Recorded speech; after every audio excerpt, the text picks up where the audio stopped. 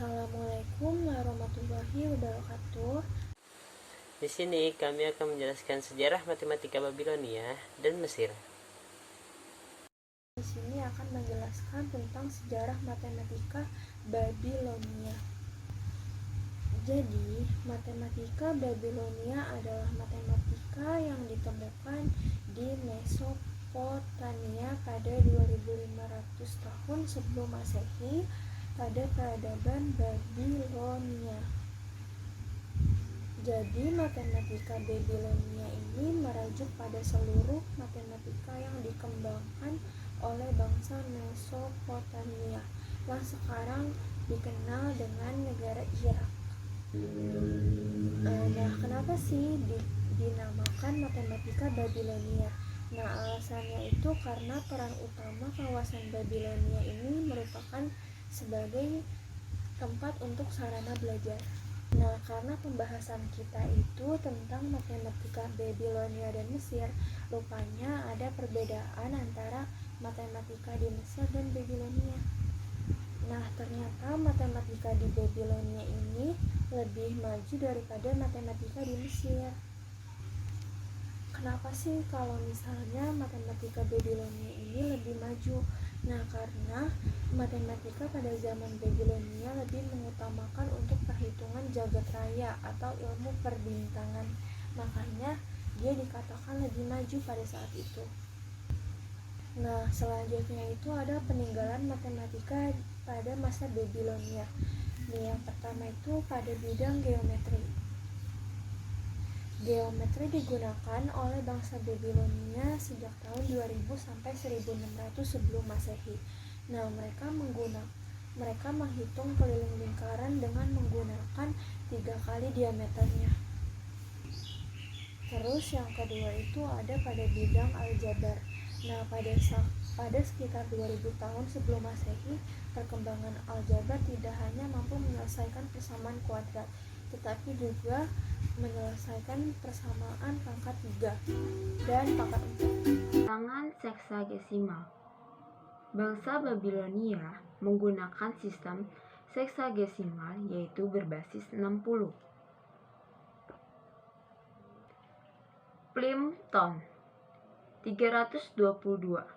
Sistem ini pertama kali muncul sekitar 3100 tahun Masehi yang dikenal sebagai sistem angka posisional, di mana nilai tinggi tertentu tergantung pada angka itu sendiri dan posisinya dalam nomor tersebut. Sistem bilangan Babilonia. Penulisan baku ke seksagesimal. Penulisan seksagesimal ke angka modern. Contohnya, 215 sama dengan 2 dikali 60 ditambah 15 sama dengan 120 ditambah 15 sama dengan 135. Penulisan modern ke seksagesimal. Contohnya, 225 sama dengan 3 dikali 60 ditambah 45 sama dengan 3,45. Alat yang digunakan untuk memperoleh karya tulis bangsa Babilonia, mereka menggunakan sejenis bilah kayu seperti tongkat segitiga yang memanjang. Umur lempengan tersebut kira-kira 2000 tahun Masehi hingga 3000 tahun Masehi. Tokoh-tokoh Babilonia. Yang pertama, Raja Sargon. Beliau adalah pemimpin kerajaan Akkadia dan penemu Sampoah. Yang kedua, Raja Hammurabi. Raja terbesar Babilonia dan terkenal sebagai pembuat undang-undang. Yang ketiga, Raja Diabhatus. Mengembangkan konsep-konsep aljabar dan terkenal sebagai Bapak Aljabar. Sejarah matematika Mesir. Bangsa Mesir kuno telah mengenal alat tulis sederhana menyerupai kertas yang disebut papirus. Mereka membuat tulisan berbentuk gambar-gambar dengan menggunakan jenis pena dengan tinta berwarna merah atau hitam. Tulisan Mesir kuno yang disebut tulisan hieroglif. Dan tulisan ini ditemukan dalam bentuk gambar pada papirus ataupun guratan pada batu atau potongan kayu. Tulisan Mesir kuno diperkirakan berkembang pada tahun 3400 sebelum Masehi. 1.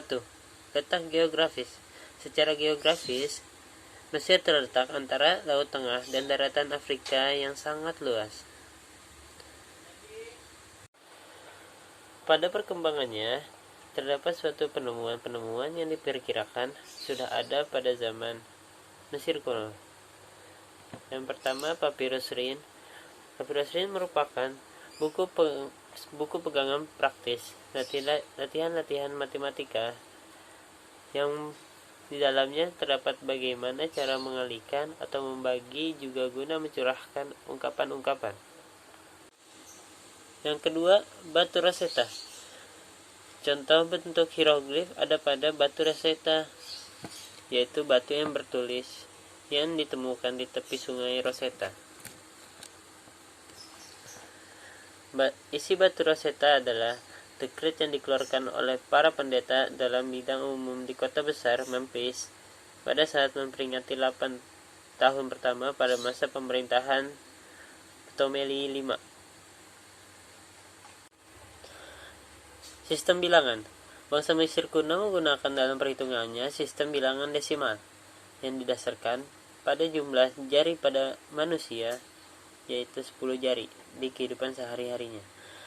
Misalnya, angka-angka 1, 2, 3 ditulis sebagai garis-garis vertikal, yaitu garis 1, garis 2, garis 3 berturut-turut, sedangkan angka 10 telah ditulis dalam bentuk punggung kuda, dan bilangan 1000 seperti bentuk bunga altus, dan seterusnya.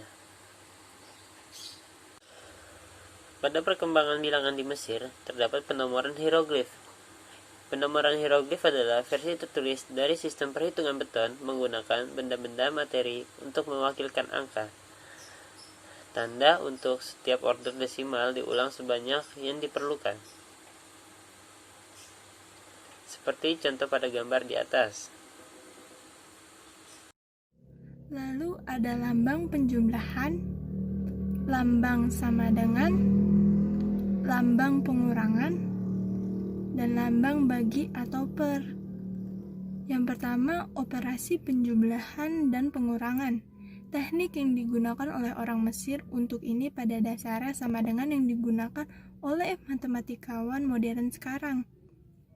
Orang Mesir melakukan operasi penjumlahan dengan menggabungkan simbol. Yang kedua, operasi perkalian. Metode Mesir perkalian cukup pintar, tapi bisa memakan waktu lebih lama daripada metode modern. Ini adalah bagaimana mereka mencari 5 kali 9, yaitu dengan melipat gandakannya seperti 1 dikali 29, lalu 2 dikali 29 sama dengan 58, lalu 4 dikali 58 sama dengan 116, lalu 1 tambah 4 5, dan 29 tambah 116 sama dengan 145. Yang ketiga, operasi pembagian. Cara mereka melakukan pembagian sama dengan perkalian. Untuk masalah 98/7, mereka berpikir masalah ini sebagai 7 kali beberapa nomor sama dengan 98. Sekali lagi, masalah itu bekerja di kolom.